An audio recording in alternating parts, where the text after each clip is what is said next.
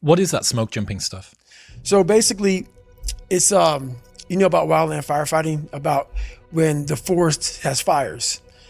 There's a lot of times there's roads and there's access to get there. So these, you know, whether it be a hotshot crew or whatever, these different crews who come in by vehicle, they can get into the fire that way. What a smoke jumper is you can't get a vehicle into that place.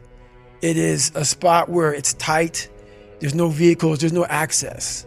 So they'll send us in there, smoke jumpers, jump out of airplanes, and we'll land in these really tight, small drop zones with all of our gear, and we'll put the fire out. How do you take water in? We jump out. So everything is... Hang on, you're jumping out of a... airplane, parachute. With backpacks of water, like a camel pack type thing? So we'll jump out, we'll have this, it's called a ditty pack, and it sits in, you know, it sits like by your waist, you know, Yep. on your legs area when you jump out, and that has a lot of your gear. But what happens is once you jump out, the aircraft will go lower and will push out all the rest of your gear, your water pumps. Oh, and that'll get airdropped in with its own little parachutes. Right. Right, got you. So a lot of our main gear gets dropped into us. And then we're out there for several days until the fire is put out by us and only us. That's insane. It's insane, yeah. Why do you do that? Well, when I left the military, I'm always looking for more. I'm always looking for what's the next thing for myself. How can I grow? And that right there was the next thing for me. You know, I didn't want to sit back and, you know, just enjoy my retirement for the military. There's no growth in that. So I decided to go out and do this. So you jump out of an airplane with a team. You get your kit also parachuted out of the back. You're now in the middle of an area where there's no evac, there's no vehicles that can come and get you. There's a fire.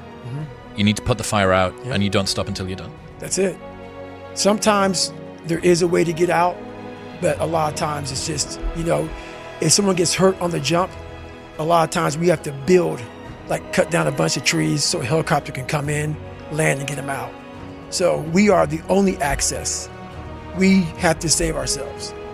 So a lot of times we are the team to get us in and to get us out. What was the longest mission exercise that you did? I think the longest one I did was 7 days. So. And what's the sort of daily routine? Are you sleeping? Do you get much sleep at all? No, not really. So what happens is, and the thing about being in Canada, so I do this out of British Columbia. So what happens is there's a lot of daylight. When I'm out there, man, there's a lot of daylight. In the middle of the summer when it's hottest, when you've got tons of That's right. Yeah, so there's not much dark. So you're basically working a lot of hours. So, and then when it gets dark, you're actually working through the nighttime. And then you get a little rest, and you wake up and you're at it again.